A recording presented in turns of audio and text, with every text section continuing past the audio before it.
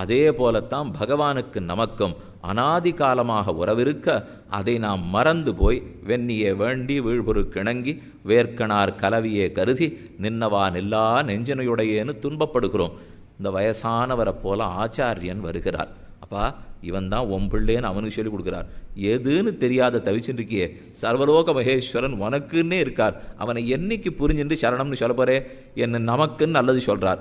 அதனால புதுசா பெருமானுக்கும் பரமாத்ம ஜீவாத்மா உறவர் ஏற்படுத்தலை, ஆனால் பரமாத்ம ஜீவாத்மா உறவன் ஞாபகப்படுத்துகிறார். அவர் ஞாபகப்படுத்தாமல் போயிருந்தால் நம்ம அப்போ தெரிஞ்சுட்டு இருக்க போகிறது கிடையாது இல்லையோ. அதனால தான் ஆச்சாரியாபிமானம் உத்தாரகம்னு சொல்கிறார்கள். ஆச்சாரியனை பற்றிட்டோம்னு சொன்னால் தன்னடையே அவர் நம்ம மனசை பண்படுத்தி விடுறார், நம்ம வேண்டிய கைங்கரியங்களை ஏற்றுக்கொள்ளுகிறார். இப்போ மெதுமெதுவே அவர் பண்ணியிருக்கிற உபகாரத்தை பார்க்க பார்க்க எனக்கு இன்னொரு திருடமான நம்பிக்கை வருது. பெருமாளை பத்துறதை விட இவரை பத்துறது தேவலை போல் இருக்கு சுவாமி. ஏன்னா அவர் பரமாத்மா வேற ஜாத்தியாக இருக்குது, இவர் ஜீவாத்மா நம்ம ஜாத்தியாக இருக்கார். எப்பவுமே நம்ம ஜாத்திக்காரான்னா ஒரு பிடித்தம் இல்லையோ, அடியன் வேற எந்த ஜாத்தியுமே சொல்லலை. இப்போ ஜீவாத்ம ஜாத்தியை பற்றி சொல்லிருக்கேன். ஏன்னா நம்ம எல்லாருமே ஜீவாத்மாக்கள் தான். ஆச்சாரியனும் ஜீவாத்மா, பரமாத்மானாலே என்றைக்கும் ஒரு சந்தேகம். அவர் சுவாமி முதலாளிகளுக்கு தொழிலாளிகள் கஷ்டம் தெரியவே தெரியாது, இவர் முதலாளி ஜாதி, அவருக்கு என்ன வைகுந்தத்திலிருந்து என்ன வேணா பேசிட்டு இருப்பார். அவர் கண்ணனா கீழே அவர் தெரிச்சுட்டு இத்த பண்ணு அத்தை பண்ணுட்டு அவர் பொருட்டு போயிட்டார்னா பண்ணுறச்சே நமக்கு இருக்கிற கஷ்டம் நமக்கு என்ன தெரியும். அவர் சிரிச்சுட்டே நன்னா கடிவாளத்தை கையில் பிடிச்சின்னு சுக துக்கே சமய கிருத்வா லாபா லாபோ ஜெயா ஜெயோ தஸ்மாத் யுத்தா யுத்தஸ்வனைவம் பாபம் அவாப்சசி. சுகத்தையும் துக்கத்தையும் ஒன்றா நினச்சிக்கோ, பாவம் லாபத்தையும் அலாபத்தையும் ஒன்றா நினச்சிக்கோ, வெற்றி தோல்வியை ஒன்றா நினச்சிக்கோ, சொல்கிறதுக்கு எல்லாம் நல்லா இருக்கும். அப்போ என்ன சுவாமி வாசலில் போகிறச்சே தெரியும் இந்த கதை, சுகமாவது துக்கமாவது பட்டான்னா தெரியும். இவருக்கு என்ன இவரெல்லாம் வேஷம் போடுறாப்புல கீழே பிறந்துட்டு போயிட்டார் அப்படின்னு நாம் நினச்சின்னு விடுவோம். அந்த கஷ்டமே ஆச்சார இடத்துல இல்லையே. பரமாத்மா பரமாத்மாவாகவே இருக்கட்டும், இவர் ஒரு ஜீவாத்மா, நாம படுற கஷ்டமத்தனை அவருக்கு தெரியும். அதே சமயத்தில் பெருமான் இவருக்கு ஒரு உறுதி கொடுத்துருக்கார், அவருக்கு ஒரு உரிமை கொடுத்துருக்கார். நீர் பார்த்து ராமானுஜ சம்பந்தத்தை ஏற்படுத்தி நேரே கொண்டு வந்து நம் திருவடிகளே சேர்க்கலாம். அதனால தான் ஆச்சாரியனுக்கு அத்தனை பெருமை. ஓர்படி ஆச்சாரியன் பகவானை விட சிறந்தவன். ஏன் அப்படி சொல்கிறாள்னா ரெண்டு விஷயம் பார்ப்போம். ஒருத்தர் நண்பர் இன்னொருத்தர் இடத்துல காரியத்தை பண்ணிக்கணும்னு ஆசை, கையை போய் பிடிச்சிப்போம், நண்பா அவசியம் எனக்கு இந்த காரியத்தை பண்ணிவேன்னு கேட்போம். இன்னொருத்தர் நண்பர் இல்லை, அவர் ரொம்ப பெரியவர், நான் நேராக போய் அந்த சுவாமி கையை பிடிச்சின்னு அவசியம் காரியம் பண்ணுன்னு சொல்ல முடியாது, காலில் தானே வேணும். அப்போ கையை பிடிச்சி காரியம் கேட்குறது ஒரு வகை, காலில் விழுந்து காரியத்தை நடத்துறது ஒரு வகை. கையை பிடிச்சுனுட்டா உதறிட்டு போனாலும் போயிடலாம், காலை பிடிச்சுனுட்டா உதறதுக்கே வழி கிடையாது இல்லையோ. அதே போல் நம்ம நேர பெருமாளிடத்தில் சரணம்னு போனால் அது அவருடைய கையை பிடிச்சிட்டு கெஞ்சுற மாதிரி. ஆனால் ஆச்சாரியனுடைய திருவடிகளை பற்றிட்டோம்னா அது பெருமானுடைய காலை பிடிச்சுன்னு கெஞ்சுற மாதிரி. ஏன்னா பகவானுடைய திருவடி நிலைகள் தான் ஆச்சாரியன், பெருமானுடைய திருவடியாகவே ஆச்சாரியன் இருக்கார். ஆச்சாரியனை போய் பிடிச்சுட்டோம்னா பெருமாள் காலை கெட்டியாக பிடிச்சுட்டா போலே உதறதுக்கே அவரால் முடியாது. ஆனால் பெருமாளை நேராக போய் பிடிச்சுட்டோம்னா உதறினாலும் உதறிடலாம், பண்ணாலும் பண்ணலாம். அதனால தான் சந்தேகத்துக்கே இடம் வேண்டான்னுட்டு ஆச்சாரியன் திருவடிகளை பற்றியே பகவானை பற்றுகிறோம். ஆச்சாரியனை பற்றிட்டோம்னு சொன்னால் அப்போ நமக்கு ஒரு உறுதி ஏற்பட்டுடுறது. அப்படி ஆச்சாரியனை பற்றினா என்ன பெருமாள்கிட்ட கொண்டு போய் சேர்த்து விடுவாரான்னா நடந்ததே. ஸ்ரீரங்கத்திலே ராமானுஷர் சரணாகதி அனுஷ்டித்தாருங்கிற சரித்திரத்தை மட்டும் சுருக்கமாக ஒரு நேற்றோ முன்றானாலோ சொல்லியிருந்தேன் இல்லையோ. பகவன் நாராயண அபிமதானுரூப ஸ்வரூப ரூப குண விபவ ஐஸ்வர்யசீலாதி அனவதிகாதிசயா சங்கேய கல்யாண குணகணாம் பத்மவனாலயாம் பகவதீம் ஸ்ரீயந்தேவீம் நித்யானபாயினீம் நிரவத்யாம் தேவதேவ திவ்யமகிஷீம் அகில ஜெகன்மாதரம் அஸ்மன்மாதரம் அசரண்ய சரண்யாம் அனன்ய சரணா சரணம் பிரபத்தியே என்று பிராட்டி திருவடிகளை பற்றினார். இந்த வரைக்கும் கீழே கதை பார்த்தோம். இப்போ இன்னொரு கதையோட சேர்த்து சொல்கிறேன். ராமானுஷர் காஞ்சிபுரத்திலேருந்து ஸ்ரீரங்கத்துக்கு எழுந்துள்ளுகிறார். உள்ளுக்குள்ளே எல்லா சன்னதியும் மங்களாசாசனம் பண்ணிட்டு போகிறார். இப்போ தான் வந்திருக்கார் ஸ்ரீரங்கத்துக்கு, இனிமே தான் அவர் பட்டம் ஏற்றுக்கொள்ள போகிறார். இந்த ஸ்ரீ வைஷ்ணவ சம்பிரதாயத்துக்கு தலைவர் ஜெகதாச்சாரியர். இனிமே தான் பெருமாளே அவருக்கு உரிமை கொடுக்க போகிறார். ராமானுஜர் அவர் போய் சேவிச்சார். நம்பெருமாள் ரங்கநாத பெருமாள் வெளியே எழுந்துருளி அவருக்கு வேண்டிய ஸ்ரீஷடகோபம் தீர்த்தம் மாலை பிரசாதம் மரியாதைகள் அனைத்தையும் ஏற்படுத்தி இதோ ராமானுஜரே உமக்கு உடையவர் என்னும் பட்டத்தை கொடுத்தோம். உடையவர் இரண்டு விபூதிகளையும் உடையவர், நித்திய விபூதி லீலா விபூதி. நாம் இருக்கிற விபூதி லீலா விபூதி, அது நித்திய விபூதி ஸ்ரீவைகுண்டம். இந்த ரெண்டு விபூதி ரெண்டு சொத்தையும் உமக்கு கொடுக்குறேன். நீர் பார்த்து யாருக்கு சிபாரிசு பண்ணுறீரோ அவர்களுக்கு நாம் மோட்சம் கொடுப்போம். அதனால தான் அன்னிலேருந்து அவருக்கு உடையவர் உடையவர்ங்கிற பேர் ஏற்பட்டது. 2 விபூதியும் 2 லோகத்தையும் உடையவர், நாம வாழற சம்சாரத்தையும் உடையவர், எப்போதும் அழியாத நித்திய விபூதி நித்திய மண்டலத்தையும் உடையவர். அப்போ உடையவருக்கு வழங்குற உரிமை கிடச்சிடுத்தோ இல்லையோ, இது நம்பெருமாளே குடித்த உரிமை. சரி, அது ஒரு பக்கம் இருக்கட்டும். அப்புறம் பங்குனி உத்திரத்தன்னைக்கு சரணாகதி பண்ணார்னு சொன்னேனே, அன்னைக்கு நடந்தது தான் ரொம்ப ஒரு ஆச்சரியமான நிகழ்ச்சி. அதை நினச்சி எல்லாரும் நம்ம திருப்திப்பட்டுக்கலாம். இப்போ இந்த சரணாகதி சாஸ்திரத்துக்கே புது மெருகூட்டக்கூடிய நிகழ்ச்சி. இத்தனை நாள் சரணாகதின்னு சொல்லிட்டே வந்துட்டேன். பகவான் என்ன பண்ணுறார் பார்த்துட்டோம், பிராட்டி என்ன பண்ணுறார் பார்த்தோம், ஆச்சாரியன் என்ன பண்ணிவிடுறாருன்னு பார்த்தோம். ஆனால் இது இத்தனை சேர்த்து சிகரம் வைத்தா போல ஒரு நிகழ்ச்சி ரொம்ப ஆச்சரியமாக நடந்தது. பங்குனி உத்திரத்தன்னைக்கு ராமானுஷர் போனார், மகாலட்சுமி தாயாரிடத்திலே சரணாகதி அனுஷ்டித்தார். சரி, நீர் போய் இனி அவரிடத்தில் பெற்றுக்கொள்ளலாம்னு தாயார் கை காமிச்சிட்டா. நமக்கு தோணும், என்னத்துக்கு இந்த தாயாரை பற்றணும், நேர பெருமாள்கிட்ட போகக்கூடாதான்னா, கிழியே சொன்னேன்னு இல்லையோ, அவர் சட்டுன்னு கொடுத்துட மாட்டார். அவர் சட்டம் இருக்கே தண்டனை கொடுக்கலாமேன்னு மெதுவாக புஸ்தகத்தெல்லாம் தட்டி தூசி தட்டுவார். அது நமக்கு ஆக மாட்டேங்கிறது. அதனால தான் முதல்ல தாயார் இடத்துல போனால் புஸ்தகத்தை ஒழிச்சு வச்சுட்றா. அதுதான் எனக்கு எப்பவுமே தேவை. நம்ம பாவ புண்ணியங்கள் கணக்கு இருக்கிற புஸ்தகம் இருக்கு பாருங்க, தப்பாக சொல்லிட்டேன், பாவம் எழுதியிருக்கிற புஸ்தகம் இருக்கும் இல்லையோ. ஏன்னா இப்போ பாவ புண்ணியங்கள் 2வது இருந்தான்னு எழுதுறதுக்கு இல்லவே இல்லை. அப்போ பாவ கணக்கு எழுதியிருக்கிறது தான் புஸ்தகம். அந்த புஸ்தகம் பெருமாள் கண்ணில் தட்டுப்பட்டு இருக்கிற வரைக்கும் நிச்சயமாக எனக்கு நம்பிக்கை இல்லை. அப்போ ஒரே வழி என்ன தெரியுமா சுவாமி, நான் பாவத்தை மாற்றிக்கிறதா இல்லை, மோட்சம் வேணும், ஒரே வழி புஸ்தகத்தை ஒழிச்சு வச்சு விட்றது தான். இப்போ பல இடத்துல நீங்கள் பாருங்கள், ஏதானு ஒன்று ஒரு குற்றம் நடந்திருக்குன்னு சொன்னால் அதற்குரிய தஸ்தாவேஜுகளையே காணும்னு விட்றான். அதெல்லாம் இன்றைக்கி ஆரம்பிக்கலை, இது தாயார் என்னைக்கோ ஆரம்பித்து வச்சது. இது இன்னைக்கு வரலாம் காணா போகிறதெல்லாம் ஒரு விஷயமே கிடையாது. ஏன்னா இதெல்லாம் ஏதோ 10 குற்றம் 15 குற்றம், நாம் அனாதி காலம் அனந்த கோட்டி ஜென்மங்களாக சேர்த்து வைத்திருக்கிற குற்றம். கூரத்தாழ்வான் தெரிவித்தார், யத் பிரம்மகல்ப நியுத அனுபவேப்பியநாஷ்யன் தத்கில்பிஷம் சிருஜதி ஜந்துரிஹ க்ஷணார்த்தே. பகவன் அரை வினாடி பொழுதுல நான் எவ்வளவு பாபம் சம்பாதிக்கிறேன் தெரியுமா, எவ்வளவுன்னு கூரத்தாழ்வான் கணக்கு சொல்கிறார். ஒரு பிரம்மாவனுடைய ஆயுட்காலம்ங்கிறது பகல் பொழுது முழுக்க 1000 சதுர்யுகம். ஒரு சதுர்யுகம்ங்கிறது 43,20,000 வருஷம். இதை போல் 1000 சுத்து வந்ததுன்னா அதை பெருகி பார்த்துங்கோ, எத்தனை பூஜ்யமோ அத்தனை பூஜ்யம்னு வச்சுங்கோ. ஏன்னா இப்போல்லாம் பூஜ்யத்துக்கு கணக்கு அவ்வளோவா யாருக்கும் தெரியறதே இல்லை. இஷ்டத்துக்கு என் மாட்டுக்கு பூஜ்யமாக போட்டிருக்கா, அது எத்தனை லட்சம் கோடிங்கிறா அதுங்கிறா இதுங்கிறா. அதனால் அத்தனை பூஜ்யம்னு வச்சுப்போம். இத்தனை பூஜ்யமும் போட்டிருந்தா அவருக்கு ஒரு பகல் முடிய போகிறது. இதை போல் ராத்திரி, இதை போல் 100 வயசு. பல பிரம்மாக்களுடைய ஆயுஷ் எடுத்து பிராயசித்தத்தை பண்ணினாலும் போக்க முடியாத பாபத்தை அரை வினாடியில் மனிதன் சம்பாதிக்கிறான் என்பதுதான் கூரத்தாழ்வான்னு சொல்லி வச்சிருக்கார். அப்போ நான் என்னைக்கு பிராயசித்தம் தேடி என்னைக்கு நான் மோட்சத்துக்கு போகிறேன்? அப்போ ஒரே வழி, புத்தகத்தை மறைத்தலே வழி. தெரிஞ்சு போச்சு. ஆனால் யார் மறைக்கிறது? அவர் ஆனால் பார்த்துட்டே இருக்கார். போய் கையை வச்சோம்னா ஓங்கி ஒரு நரக்கம் விழும். அது அப்போவே தெரியும், வேண்டாண்ணா அவரை பார்க்க ஒட்டாமல் அடிக்கிற சக்தி இருக்கிறவளை தான் இதுக்கு பிடிக்கணுமே தவிர நாம போய் நின்று பைத்தியகாரத்தனமாக தியானம் பண்ணிடவே கூடாது. தாயார் இடத்துல பிரார்த்திக்கிறோம், அவள் இப்படி கை வச்சுருக்கா. அபயமுத்ரா முத்ரிதமான திருக்கைகள், அபயம் அஞ்சேல். பெருமாள் இப்படி தான் கை வச்சுருக்கார், அபயம் அஞ்சேல். இதுக்கு 2 பேருமே வச்சுருக்காளே, இவர் என்ன இப்படிங்கிறார், அவர் என்ன அப்படிங்கிறார். 2 பேரும் சொல்கிறதுக்கு வித்தியாசம் இருக்குது. உன் பாவங்களை கண்டு அஞ்சேல், இது பெருமாள் சொல்கிறது. அகம் துவா சர்வ பாபேபியோ மோக்ஷயிஷ்யாமி மா சுச்சஹா. பாவங்களை கண்டு பயப்படாதே. தாயார் சன்னதிக்கு போகணும், தாயார் அப்படி தான் வச்சுருக்கா. இப்படி வச்சுருக்கிறது என்ன காரணம்னு தாயாரிடத்திலே கேட்டுட்டோம். தேவி தேவளும் இப்படி வச்சுருக்கே, பாவங்களை கண்டு அஞ்ச வேண்டாம்னு சொல்லிடான்னா அதுக்கு தான் அவர் இருக்காரே. உன் பாவங்களை கண்டு பயப்படாதேன்னு சொல்கிறதுக்கு அவர் இருக்கார். நான் எதுக்கு தெரியுமா கை வச்சுருக்கேன்? அவரை கண்டு பயப்படாதேன்னு சொல்ல. ஏன்னா அவரை பார்த்தேனே பயந்து படுவியே. அவரோ நிரங்குச சுதந்திரர், உனக்கு எப்போ தண்டனை கொடுக்கணும்னு அவர் காத்துருக்கார். அவரை பாவங்களை மறக்கடிக்க வைக்கிறதுக்கு இந்த அபயம். அப்போ அந்த திருவடியை பற்றினாலே ஒழிய பகவானுடைய திருவடி கிட்டாது. பிராட்டி புருஷகாரம் ஆனால் அல்லது ஈஸ்வரன் காரியம் செய்யான். பிராட்டி புருஷகாரம் பண்ணாதான் பகவான் காரியமே பண்ணுவார். அப்போ பெருமாளுடைய கையை விட நமக்கு எது முக்கியம்? இப்போ தாயார் கை தான் முக்கியம். அது பாவங்களை போக்குற கை, அப்புறம் பார்த்துப்போம். முதல்ல அவர் திருவடியை பற்றத்துக்கு ஒரு கை வேணும் இல்லையோ, அதுக்கு தான் இந்த கை. பெருமாளுடைய கையை தாமரை கைன்னு சொல்லுவா, தாயார் கையை செந்தாமரை கைன்னு சொல்லுவா. தாமரை கையை விட செந்தாமரை கைக்கு தானே ஏற்றம்.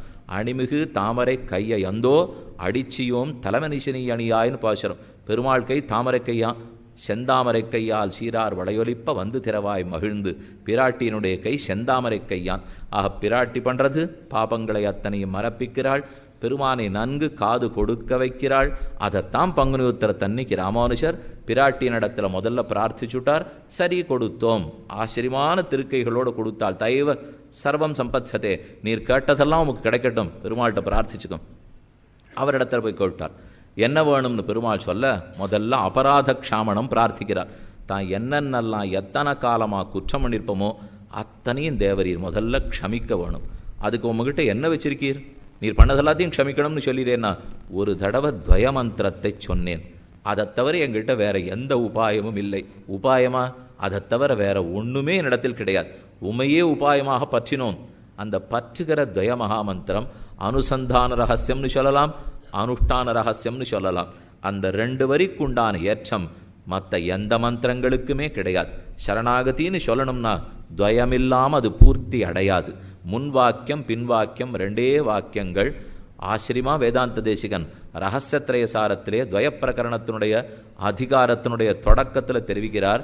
ந வேதாந்தாது சாஸ்திரம் ந மதுமதனாது தத்துவம் அகிலம் ந சத்வாது ஆரோக்கியம் ந துவயவச்சனதா க்ஷேமகரணம். சாஸ்திரம் வேதாந்தம் உபனிஷத்துக்களுக்கு மேம்பட சாஸ்திரம் கிடையாது. 1000 தோளால் அலைகடல் கடைந்த பெருமானுக்கு மேம்பட தத்துவம் கிடையாது. சத்துவகுணத்துக்கு மேம்பட தேகத்துக்கு ஆரோக்கியம் கொடுக்க வல்லது மற்றொன்றில்லை. துவய மகாமந்திரத்துக்கு மேற்பட நமக்கு க்ஷேமத்தை ஏற்படுத்த வல்ல வேற மந்திரமே கிடையாது என்று ரொம்ப ஆச்சரியமா துவயத்தினுடைய ஏற்றத்தை சொன்னார். அந்த துவயத்தை சொல்லித்தான் சரணாகதி பண்றார். எல்லாரும் அறிந்தது தான். ஆச்சாரியனிடத்தில் உபதேசம் பெற்று பஞ்சசம்ஸ்காரம் பண்ணிண்டாத்தான் துவயம் கிடைக்கும். நம்ம பாட்டுக்கு புஸ்தகத்தை பார்த்து சொல்லிட முடியாது, அதுக்கு யோக்கியத்தை கிடையாது. திருமந்திரத்வயம் சரம ஸ்லோகத்தை கற்றுக்கிறோம். பஞ்சசம்ஸ்காரம் பண்ணிண்டோம்னா தான் ஸ்ரீவைஷ்ணவ சம்பிரதாயப்படி திருவாராதனம் பண்ணுவதற்கே யோக்கியத்தை. பெருமாளுக்கு பூஜை பண்ணணும், ஆராதனம் பண்ணணும்னு சொன்னால் அப்போ ஆச்சாரிய சம்பந்தம் ஏற்பட்டிருக்கணும். அவர் அதை சொல்லிக் கொடுக்குறார். ஸ்ரீமன் நாராயண சரணவ், எல்லாருக்கும் தெரியுமே. ஸ்ரீமானான நாராயணனான தேவரியருடைய 2 திருவடி தாமர்களை உபாயமாக பற்றுகிறேன். சரணவ் சரணம் பிரபத்யே, திருவடித்தாமர்களை உபாயமாக பற்றுகிறேன். சரணாகதி அவ்வளவுதான், முடிஞ்சு போச்சு. இதையும் வாயை திறந்து சொல்லணும்னு இல்லை, மனசால நினைச்சின்றாலே போரும். ஒரு தடவை சரணாகதியை நுட்டித்தாலே போரும், 2ஆம் தடவையே கிடையாது. அதனால தான் ராமானுஜர் இப்ப நேர பெருமாள்கிட்ட சொல்றார். ஸ்ரீமன் நாராயண சரணூர் ஆரம்பிச்சு திருவரங்கநாதனே ஸ்ரீரங்கநாச்சியாரை பற்றினே உம்ம திருவடிகளை பற்றுட்டேன், இதுவே உபாயம்னு சொன்னார். அனாதிகால பிரவிற்த்தமான அனைத்து பாபங்களும் க்ஷமிக்கப்பட்டன. இனி அந்தந்த பாபங்களை பற்றி நீர் கவலைப்பட வேண்டாம். இது க்ஷமிக்கிறதுக்கு ஒன்னே ஒன்று உங்ககிட்ட கண்டுபிடிச்சிட்டேன். ஏனக்கேனாபி பிரகாரேண துவயவக்தாத்வம், ஏதோ ஒரு பிரகாரத்தில், எப்படி தப்பா சொன்னா கூட சரி, ஏதோ ஒரு விதத்தில் துவயத்தை சொன்னீரொல்லையோ, அந்த ஒன்றுக்காக அனைத்து பாபங்களையும் உமக்கு மன்னிக்கிறேன், என்ன வேணுமோ கேளும்னு பெருமாள் சொன்னார். அப்போ சுவாமி கேட்குறார், பரபக்தி வேணும், பரஜானம் வேணும், பரமபக்தி வேணும், இத்தனை அடியனுக்கு வேணும்னார். அஸ்துதே அஸ்துதே அஸ்துதே, நீர் என்னென்ன கேட்டீரோ வாங்கி கொள்ளும். என்னமோ ரொம்ப பணக்காரா கொடை வள்ளல்கள்லாம் அப்படியே தங்கமாக நிரப்பி வச்சுருப்பா. யார் வந்து கையேந்திராரோ வாரி வாரி கொடுப்பாளோ இல்லையோ, அதை போலத்தான் அன்னைக்கு நம்பெருமாள் கொடுத்தார். நீர் ஒரு வார்த்தை கேட்டுட்டீர், இனி யாராருக்கு வேணுமோ இந்தாரும் வச்சுக்கும், நீர் கேட்ட மோட்சத்தை கொடுப்போம்னு சொல்லிட சுவாமி இன்னும் திருப்தி பட்டுடலை. கை கூப்பிட்டு அப்படியே நிற்கிறார். கேட்டதை தான் கொடுத்துட்டேனே, இன்னும் எதுக்காக நிற்கிறீர்? இன்னும் உமக்கு என்ன வேணும்னா, இல்லை அடியனுக்கு மற்றும் ஒரு பிரார்த்தனை உள்ளது. இப்போ தானே மோட்சமே கேட்டீர், கொடுக்குறேன்னு சொல்லிட்டேனே, இன்னும் உமக்கு என்ன வேணும்னால் அது நம்மளவிலே நிற்கக்கூடாது, நம் சம்பந்திகள் அடைவலும் நீர் கொடுக்க வேண்டும். இந்த மோட்சம் நாம் பெற்றுட்டு போகிறதுக்காகவா இந்த சமம்? இப்போ யாருக்கெல்லாம் நம்ம சம்பந்தம் இருக்குமோ அத்தனை பேருக்கும் முக்தி கொடுக்க வேணும். சிரிப்பு தாங்கல பெருமாளுக்கு. இப்படியும் கேட்பதற்கு ஒரு ஜீவனை நாம் பெற்றோமே, இவரே ஆச்சாரியவராக இருப்பார் என்று ஆனந்தத்தோடே தைவ சர்வம் சம்பத்சதே, நீர் கேட்டதத்தனையும் கொடுத்தோம், இனி உம்ம சம்பந்திகள் அனைவருக்கும் முக்தி கொடுத்தோம்னு சொல்ல ஆனந்தமாக பெற்றுனுட்டார் ராமானுஜர். அதுக்கப்புறம் ஒரு கேள்வி கேட்கிறார். இவர் விட மாட்டார் போல் இருக்கு, தான் கேட்டதெல்லாத்தையும் நான் கொடுத்துட்டோமே, இன்னும் உமக்கு என்ன வேணும்னால், சரி கொடுத்துட்டீர், ஆனால் கொடுத்தது இப்போவே மோட்சம் கொடுக்க போறீரா இல்லை ரொம்ப நாள் கழித்து மோட்சமா, அது தெரியலையேன்னு சந்தேகம். சுவாமி உமக்கே தெரியாதா? பக்தி யோக நிஷ்டனுக்குத்தானே பிராரப்த கர்மம் முடிஞ்ச அப்புறம் மோட்சம், சரணாகதனுக்கு தேகாவசானே முக்தியாச்சே, தேகம் தொலைஞ்சு போயிட்டா மோட்சமாச்சேன்னா. அப்போ தான் சுவாமி கேட்டார், இல்லை 2 வகை பிரபத்தி அனுஷ்டித்தாலும் 2 வகை இருக்குன்னு கேள்விப்பட்டிருக்கேனே. பிரபத்திலேயே 2 வகை, நேற்றுக்கு ஒரு 2 வகை சொன்னேன், ஸ்வதந்திர பிரபத்தி அங்க பிரபத்தின்னு விட்டு. பக்தி ஆரம்பிக்கிறதுக்கு விரோதியாக பாபங்கள் இருக்கும். அதை தொலைச்சிக்கிற பிராயச்சித்தங்கள் பண்ண மாட்டாமல் பிரபத்தி பண்ணலாம். அது அங்க பிரபத்தி. நேரையே மோட்சத்தை பிரார்த்தித்து பண்ணுற பிரபத்தி சுதந்திர பிரபத்தி. இந்த 2 வகை பார்த்தோமா? இப்போ இன்னைக்கு இன்னொரு 2 வகை விண்ணப்பம் பண்ணுறேன். ஒன்று ஆர்த்த பிரபன்னன் பண்ணுறது, இன்னொன்று திருப்த பிரபன்னன் பண்ணுறது. அப்படின்னா நமக்கு ஒரு சந்தேகம் வரும். சரி, நேற்றுக்கே நீர் முதல் நாளே சொன்னீர் சுவாமி, ஏன் பக்தியை விட்டுட்டு பிரபத்திக்கு வரணும்னா சீக்கிரமாக இந்த ஜன்மத்தின் முடிவிலேயே மோட்சம் கிடைக்கும், பிராரப்த கர்மங்கள் தொலைகிற வரைக்கும் காத்துருக்க வேண்டாம். இதுதானே முதல் நாளே பார்த்தோம். அப்போ அடுத்த கேள்வி வரும், இப்போவே கிடைக்குமா? நீர் சொல்கிறச்சே இந்த ஜன்மத்தில் முடிவில்ங்கிறீரே, ஏன் நாங்கள்லாம் இப்போ நம்ம சரணாகதியை பற்றி தெரிஞ்சுனுட்டோமே, ஆச்சு இன்னும் 3/4 மணியில் முடிஞ்சு போடுமோ இல்லையோ, உடனே இதே பெருமாளை பார்த்து இதோ சரணம்னு சொல்கிறேன் இங்கேயே கொடுத்துருவாரா? கேள்வி வரலாம். கண்டிப்பாக கொடுப்பார். கொடுக்க மாட்டார்னு சொல்கிறதுக்கு ஒன்றுமில்லை. உடனே மோட்சம் வேணும்னு கேட்டால் அவனுக்கு ஆர்த்த பிரபன்னன்னு பேர். அவனுக்கு அப்போதே மோட்சத்தை கொடுத்துட்றார். அவனை கடைசி நாள் வரைக்கும் தள்ளி 10 வருஷம் 20 வருஷம் 30 வருஷம் ஒன்றும் இல்லை. ஆர்த்த பிரபன்னனுக்கு அப்போதே மோட்சம். ஆர்த்தின துடிப்பு, பெருமாளை அடையணுங்கிற துடிப்பு அவனுக்கு வந்துடுத்துன்னா கேட்ட மாத்திரத்தில் மோட்சம் கொடுத்துட்றார். அப்போ நம்மெல்லாம் எதுக்கு சுவாமி கடைசியிலேன்னு சொல்லிட்டு இருக்கோம்னா, இப்போ இங்கே யார் இப்போவே கொடுக்கணும்னு கேட்க போகிறா அவர்கிட்ட? ஒருவேளை இந்த பெருமாள் அங்கேருந்து வெளியில் வந்து ரொம்ப நல்லா சரணாகதியை பற்றி கேட்டிடலாமே, இதுலேருந்து ஒரு 100 பேருக்கு இப்போவே மோட்சம் கொடுக்குறதா இருக்கேன், யாரெல்லாம் வேணுமோ கொஞ்சம் மேடைக்கு வாங்கோ அப்படின்னு சொன்னால், மேடையில் இல்லை கீழே கூட ஒத்துரு இருக்க மாட்டான், மேலேயும் இருக்க மாட்டா, கீழையும் ஒத்துரு இருக்க மாட்டா. ஏதோ போனா போகிறது இந்த ஜென்மத்தினுடைய முடிவில்னு சொன்னால் கொஞ்சம் கேட்போம். அதுலேயும் பிள்ளலோகாச்சார் சாதிக்கிறார், இவன் இந்த ஜென்மத்தின் முடிவில் ஏன் தெரியுமா மோட்சம் கேட்குறான்? அடுத்த ஜென்மம் இதை விட மோசம்னு இவனுக்கு தெரியும், அதை விட வைகுந்தத்துக்கு போயிடலாங்கிறதுக்காகத்தான் இவன் கேட்டுருக்கானே தவிர பண்ணியிருக்கிற பாவத்துக்கு புழுவா பிறக்க போகிறோமோ எலியா பிறக்க போகிறோமோ, அதை விட நிச்சயமாக வைகுந்தத்துக்கு போய் ஆனந்தமாக இருந்துள்ளாமே, அந்த நம்பிக்கையில் தான் இவன் சரி மோட்சங்கிறதுக்காக வருகிறான். ஓஹோன்னு ஞானத்தோட வந்துடுறான்லாம் சொல்ல முடியாது. பாதி பேர் பயத்தால் தான் சரணாகதிக்கே வரும். இருக்கட்டுமே, அதை பற்றி பெருமாள் ஒன்றும் விளக்கவே இல்லை. நீ பயத்தாலவா, சண்டை போட்டுண்டு வா, கோவத்தாலவா, எப்படி வேணவா, வந்தியானா சேர்த்துக்கிறேன், அவ்வளவுதான் அவர் சொல்கிறாரே தவிர, ஏன்னா இனிமே அவர் இப்படியெல்லாம் வந்திருந்தா தான் சேர்த்துப்பேன்லாம் ஆரம்பித்தார், இருக்கிற 4 பேரும் கிடைக்க மாட்டான். அதனால் அதெல்லாம் அவர் சொல்லுவதே இல்லை. அப்போ ஆர்த்த பிரபன்னனுக்கு அப்பொழுதே மோட்சம். நம்ம இப்போ யாரும் ஆர்த்த பிரபன்னாலே கிடையாது. அப்போவே மோட்சம் வேணும்னு கேட்குறவா நாம் அல்லர்கள். இந்த பிறவியின் இறுதியில் மோட்சம் கொடுன்னு கேட்குறோம். அவளுக்கெல்லாம் திருப்த பிரபன்னர்கள்னு பேர். ஒன்று ஆர்த்த பிரபன்னன், மற்றொருத்தன் திருப்த பிரபன்னன். இப்போ சட்டுன்னு ஒரு சந்தேகம் உங்களுக்கு வந்துடும். ஆழ்வார 32 வருஷம் வச்சு 4 பிரபந்தம் பாட வச்சாரு, அவரும் திருப்த பிரபன்னர் தானா? இத்தனை நாள் கழிச்சு தானே அவருக்கே மோட்சம் கிடைச்சது. ஆனானப்பட்ட ஆழ்வாரே சட்டுன்னு சீக்கிரம் மோட்சம் போல இருக்கே, அவரும் திருப்த பிரபன்னரா? ஆர்த்த பிரபன்னர் இல்லையான்னா அவர் நிச்சயம் ஆர்த்த பிரபன்னர் தான். ஆனால் அப்போதே மோட்சம் கொடுக்காததுக்கு ஒரு காரணம் உண்டு. கொடுத்திருந்தா அப்புறம் திருவாய்மொழி யாரை பாட வைக்கிறது, நம்மளை எப்படி திருத்துறது? நமக்கு பிரபந்தம் கொடுக்க வேண்டாமா? நம்மளை திருத்தணும்னா ஆச்சாரியர்களை வச்சாத்தானே திருத்தறதுக்கு முடியும். அதனால் ஆழ்வாருக்கு இருக்கிறதுக்கு விருப்பம் இல்லாவிட்டாலும் நிர்பந்தப்படுத்தி பெருமாள் ஆழ்வாரை வைத்தாருங்கிறது முக்கியம். அதனால் நமக்காக ஆழ்வார் இருந்திருக்கார். இதை யோசிக்க செய்வானோ, அவருக்கு விருப்பமில்லை, கஷ்டப்படுறார். அந்த கஷ்டப்பட்டுண்டு இந்த பூலோகத்தில் பெருமாள் வேணும்னு இருக்க வச்சார். எதுக்காக? நமக்காகத்தானே. அப்போ அவர் எழுதி வச்சிருக்கிறத நாம் படிக்கிறது தானே நியாயம். ஒருத்தருக்கு பிடிக்காத இங்கே உட்காண்டு என்னை ஏன் வச்சேன்னு பிரார்த்திச்சுட்டே பாடிட்டு இருக்கார். உம்மை வச்சிருக்கேன், என் காரியத்தை வச்சிருக்கேன் அப்படின்னு சொல்லி பெருமாள் நிர்பந்தப்படுத்துறார். அவ்வளவு தூரம் வருத்தப்பட்டு ஒருத்தர் எழுதியிருக்கிறச்சே அதை நன்னா கெட்டியாக பிடிச்சிருந்து அவர் ஆசைப்பட்டதை நாம் பண்ணுறது தானே நியாயமாக இருக்கும். நமக்காக ஒருத்தர் கஷ்டப்பட்டிருக்காருன்னா அதை தெரிஞ்சுட்டு நன்றியோடு நாம் இருக்க வேண்டாமா? அப்போ ஒன்று ஆர்த்த பிரபத்தி, மற்றொன்று திருப்த பிரபத்தி. ராமானுஜர் இப்போ உடனே மோட்சம் கொடுத்துட போறாருன்னு எதிர்பார்க்கல. ஏன்னா அவர் இருந்து செய்ய வேண்டியது நிறையா இருக்கும் இல்லையோ. நாம் பெருமாளிடத்தில் சரணம்னு சொல்லிட்டோம், எனக்கோ ஒரு நாள் மோட்சம் கிடைக்க போகிறது. இந்த இடைப்பட்ட நாளுக்கு இருக்கும் நாள்னு பேர். இருக்கும் நாள்னா நாம் நன்னா காலத்தை போக்க வேண்டிய நாள். சரணம்னு சொல்லிட்டோம் வச்சுங்களேன். 7 வயசுக்கு ஆச்சாரியனிடத்தில் போனேன், பஞ்சசம்ஸ்காரம் பண்ணிட்டேன், அப்போவே சரணாதி முடிஞ்சு போச்சுன்னு தான் அர்த்தம். ஆச்சாரியனிடத்தில் போனோம்னாலே அவர் ராமானுஜ சம்பந்தத்தை ஏற்படுத்தி வச்சுடுறார். சரணாகதிங்கிறது ஒன்றும் இல்லையே, பெருமானே நீயே உபாயம், மற்றொன்று உபாயம் ஆகாது. விளக்காமை வந்துடுத்து, ஆத்ம ஜானம் வந்துடுத்து, ஸ்வரூப ஜானம் வந்துடுத்து. இதுக்கு மேலே ஒன்றும் பெருசாக இல்லையோ இல்லையா. அதனால் சரணாகதி அன்றைக்கே முடிஞ்சு போச்சு. சரணாகதி 7 வயசுக்குன்னா 82 வயசுக்கு இவர் போகிறார். இவருக்கு நிறைய நாள் வாழ்க்கை இருக்கும் இல்லையோ. இதனால சில பேர் என்ன பண்ணுவா, சாமி ஒன்று செய்வோம், நிறைய நாள் இருக்குது, நான் வேணால் எப்போன்னு சுமாராக வைத்தியர் இடத்துல கேட்டுண்டு 79க்கு வேணால் போட்டமானுவா.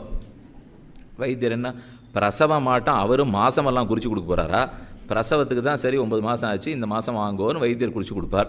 எந்த வைத்தியர் இடத்துல நாம் போனாலும் உனக்கு என்ன வயசாச்சு, இன்னும் இத்தனை வருஷம் இருப்பீர்னு நினைக்கிறேன்னு அவர் பேச ஆரம்பித்தார்.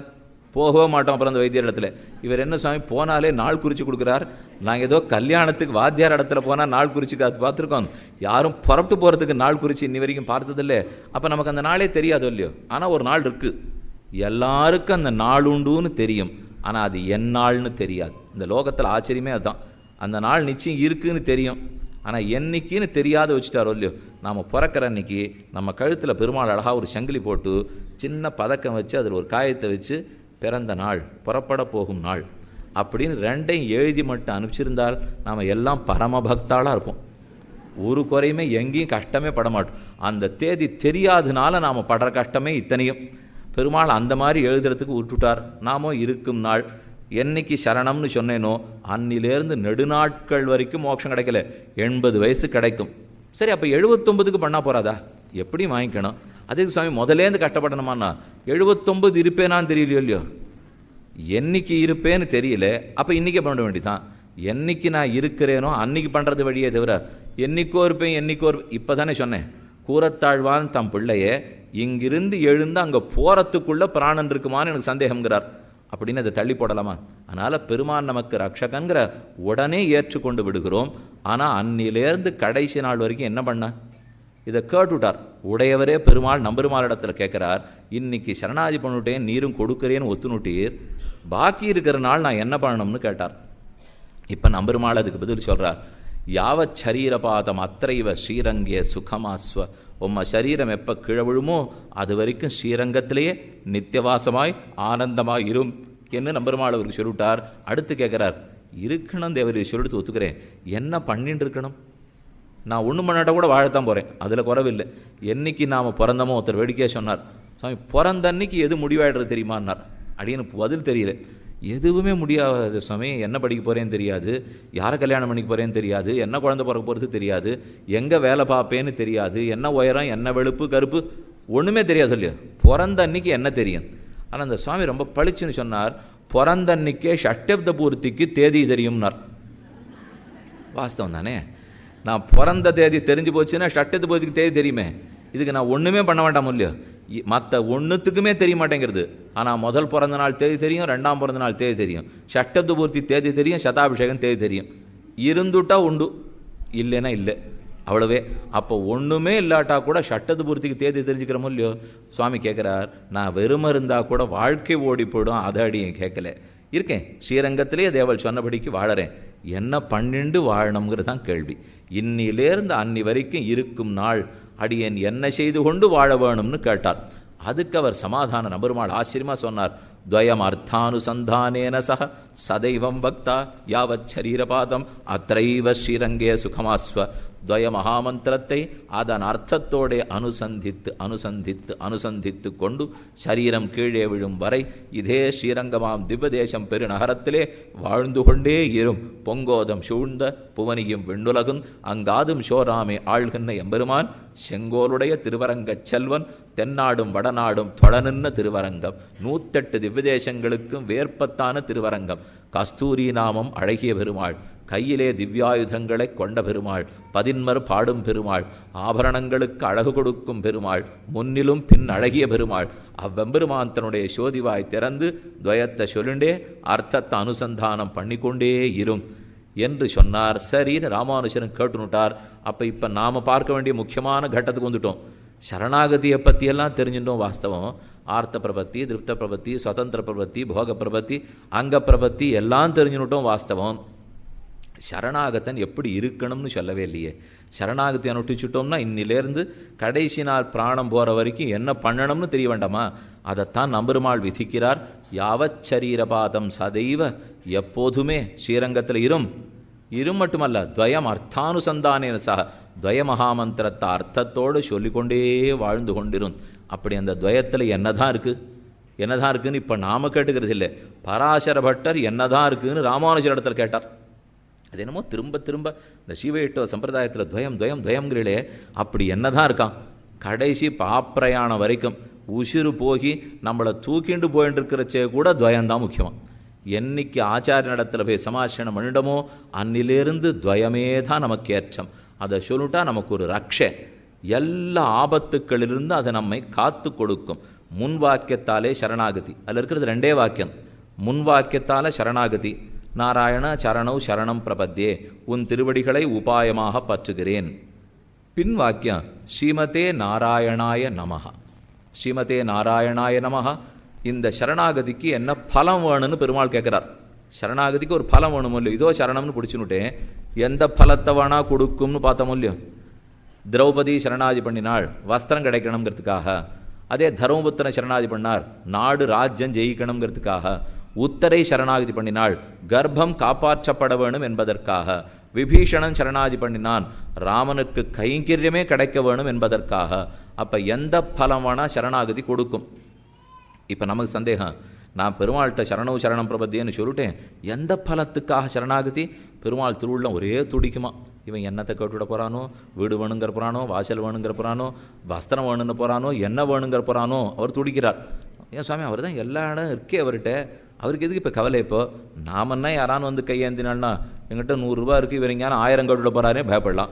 எல்லாம் வச்சுன்னு இருக்கார், கொடுத்துட்டு போக வேண்டியதானேன்னா அவருக்கு அந்த கவலையே இல்லை. ஏதானு கண்டதை கேட்டுட்டு போகிறானே, என்ன கேட்க வேண்டாமான்னு தான் அவருக்கு கவலை. எத்தையோ கேட்டுவிட்டா அப்போ ஐஸ்வர்ய அனுபவம் ஆகிடும் இல்லையோ, அதெல்லாம் கேட்காம இப்போ அவருக்கு பதில் சொல்லணும். பெருமாள் ரொம்ப பயந்துட்டு இருக்கார், அவருக்கு ஒரே கவலையாக போச்சு. நம்மளை பார்த்து கவலைப்படாதே கவலைப்படாதேன்னு சொல்லிட்டு இப்போ அவருக்கு கவலை. சரணாகதி பண்ணிட்டோம், இவன் என்ன கேட்டுவிட போகிறானோன்னா நம்ம தெம்பா இப்போ தான் எழுந்து நின்றுட்டோம். இத்தனை நாள் ரொம்ப தொஞ்சு போயிருந்தேன்னா, இப்போ சரணாகதி பண்ணிவிட்டேன், அவர் தானே மாசுச்சாக சொன்னார், அதனால் பயத்தை தொலைச்சிட்டேன், நிம்மதியாக எழுந்து நின்றுண்டே. பகவான் ஏதோ ரொம்ப தவிக்கிறாப்பில் இருக்கே, என்ன தேவரீர் முகமே கலங்கி போயிருக்கே என்னான்னு. ஆமாம், முதல் தடவையாக நான் கலங்கி போயிருக்கேன், நீ சரணம்னு சொல்லிட்டு என்ன கேட்க போறேன்னு தெரியலேன்னா. யானைக்கு ஒரு காலம் வந்தால் பூனைக்கு ஒரு காலம் வரும்னு இதுக்கு தான் அர்த்தம். எப்போ பார்த்தாலும் நீரே மாசுச்சகா சொல்லிட்டு இருந்தா ஒரு தடமான அடியன் உமக்கு மாசுச்சகா சொல்லணும். பெருமாளுக்கு ரொம்ப ஆச்சரியம், சொல்லேன் அந்த மாசுச்சகா நீ எப்போ சொல்லுவாய்ன்னு தான் நான் காத்துட்டுருக்கேன். அப்போ பதில் சொல்கிறோம், ஸ்ரீமதே நாராயணாய நமஹா என்ன உத்தரவாக்கியம். அது நாம் அவனுக்கு சொல்லும் மாசுச்சகான்னு எழுதியிருக்கா, நாம் பெருமாளுக்கு சோகப்படாதேன்னு சொல்லணுமா. இதில் என்ன இருக்குது சோகப்படாதுக்குன்னா, நீயும் அவளுமான சேர்த்தியில் சர்வதேச சர்வகால சர்வாவஸ்தோச்சித சகலவிதமான கைங்கரியங்களையும் செய்ய பெறுவேனாக வேணும். இதுதான் இந்த வார்த்தைக்கு அர்த்தம். ஒழிவில் காலமெல்லாம் உடனாய் மன்னி வழிவிலா அடிமை செய்ய வேண்டும் நாம் தெழிகுரல் அருவி திருவேங்கடத்து எழில்கள் சோதி எந்த தந்த தந்தைக்கே காலமெல்லாம் காலமெல்லாம் காலமெல்லாம் காலமெல்லாம் இவ்வுலகத்திலோ எவ்வுலகத்திலோ லீலா விபூதியிலோ நித்திய விபூதியிலோ அவளும் நீயுமாக சேர்ந்திருக்கும் போது அனைத்து கைங்கரியத்தையும் விட்டு விலகாமல் இருந்து எத்தனை திருமேனி எடுத்துக்கணுமோ, எத்தனை நிமிஷம் கூட இருக்கணுமோ, எத்தனை நாள் கூட இருக்கணுமோ, இடத்துல கூட இருக்கணுமோ, எப்போதும் தேவரீருக்கு நித்திய கைங்கரியம் பண்ணி கொண்டிருக்க வேண்டும். சுவாமி பிரார்த்தித்தார், நித்திய கிங்கரோ பவானி, தேவரீருக்கு எப்பவும் கைங்கரியம் பண்றவனாக இருக்கணும். இதுதான் உத்தரவாக்கியம். உமக்கே கைங்கரியம் பெற வேணும்னு கேட்டுட்டா இதுதான் நாம் அவருக்கு சொன்ன மாசுச்சகா. என்ன இப்போ அவருக்கு தெளிவு வந்துடுத்து, ஓ இவன் ஏதோ 4000 சதுரடி வீடு கேட்க போகிறான்னு நினச்சி நம்ம பயந்துருந்தோம், நல்ல வேளை இல்லை போல் இருக்கு, நம்மையே கேட்டிருக்கார். நமக்கு தோணும், இவர் என்ன வேற எதையான்னு கேட்டால் பயப்படுறார், அவரையே கேட்டுவிட்டா பயப்படாத இருக்கார். என்ன அதுதான் பெருமாளுக்கு எப்பவுமே திருப்தி. நீ எதையான்னு கேட்டேன்னே எனக்கு ரொம்ப வருத்தமாக இருக்குது, என்னையே கேட்டுவிடே, அப்போ திருப்தியாக கொடுத்துருவேணும் இல்லையோ. ஆழ்வார் ஆச்சரியமாக பாடினார், எனக்கே தன்னை தந்த கற்பகம். கற்பக விருட்சத்தின் இடத்துல போய் நம்ம என்ன வேணால் கேட்கலாம். ஒரு பைத்தியம் பண்ணித்து, எனக்கு அப்பப்போ எண்ணெய் வழியறது, தொடச்சிக்கிறதுக்கு கைக்கூட்டு இருந்தால் தேவையில்லைன்னு கற்பக மரத்த இடத்துல போய் கேட்டுது. அது கோவிச்சுனுடும், என்ன அவமானப்படுத்துறதுக்குன்னு நீ எங்கேயானு வர வாங்கிறதுக்கு வந்தியா, நான் 1,00,000 பொற்காட்சிகள் கொடுக்குறவன், எங்கிட்ட போய் முகத்தை தொடச்சிக்கிறதுக்கு கைக்கூட்ட கேட்குறியே, என்ன நம்மளை பார்த்தது கேலி பண்ணாதா? அதே போல் பகவானிடத்தில் போய் எனக்கு ஒரு 400 சதுரடி வீடு கொடு, எனக்கு கொஞ்சம் பதவி உயர்வு வாங்கி கொடு, எனக்கு ஏன் ஒரு 10,000 ரூபா சம்பளம் போட்டு கொடு, இப்படின்லாம் கேட்டுருந்தோம்னா கற்பக விருட்சத்திடத்தே கைக்குட்டை கேட்டா போலே நிச்சயமாக பெருமாளுக்கு அது பிடிக்க போகிறதில்லை. உனக்கு அந்த மீளாத இன்பமான மோட்சத்தை கொடுக்கறதுக்கு நான் காத்துட்டுருக்கேன், அதை விட்டுட்டு இந்த சின்ன சின்ன அல்பமான பலத்தை போய் கேட்குறியே, அதுக்கு தான் இப்போ பதில் சொல்லணும். கேட்கல. ஸ்ரீமதே நாராயணாய நமஹா, அவளும் நீயுமான சேர்த்தியில் இருவருக்கும் கைங்கரியமே பண்ண வேணும். இதுவும் நம்மாழ்வார் பாசுரம், ஒழிவில் காலமெல்லாம் உடனாய் மன்னி வழிவிலா அடிமை செய்ய வேண்டும் நாம், ஒரு குற்றம் வராத. இத்தனை நாளும் கைங்கரியம் பண்ணலே, அந்த வருத்தமே தோணாத சிறந்த கைங்கரியத்தை எனக்கு கொடு. இந்த 4 நாளைக்கு முன்னாடி அடி ஆரம்பிக்கச்சே அகலகில்லே நிறையும் என்ன அலர்மேல் மங்க உரமார்பாங்கிற பாட்டோட தான் நம்ம ஆரம்பித்தோம். அது முன்வாக்கியத்துக்கு அர்த்தம். ஸ்ரீமன்னு நாராயண சரணம்னு ஆரம்பித்து சரணம் பிரபத்தியே என்ன முன்வாக்கியத்தின் பொருள் அகலகில்லேன்னு பாசுரம். பின் வாக்கியத்துக்கு ஒரு பாட்டு வேண்டாமா? ஸ்ரீமதே நாராயணாய நமஹாங்கிறதுக்கு அதுதான் ஒழிவில் காலம் எல்லாம்ங்கிற பாசுரம். அப்போ உபன்யாசம் ஆரம்பிக்கச்சே அகலகில்லேன் முன்வாக்கியம், உபன்யாசம் இதோ முடிஞ்சிட போகிறது. பின் வாக்கியம் ஸ்ரீமதே நாராயணாய நமஹா ஒழிவில் காலமெல்லாம் உடனாய் மன்னி. ஆழ்வாருடைய அகலகில்லேன் தொடங்கி ஒழிவில் காலத்துக்கு இடையில்தான் சகல சாஸ்திரமான சரணாகதி. சரணாகதிங்கிறது ஒருத்தன் புரிஞ்சுக்கணும்னால் இந்த 2 பாசுரங்கள் தெரிஞ்சு போச்சுன்னா சரணாகதி தெரிஞ்சு போச்சுன்னு அர்த்தம்.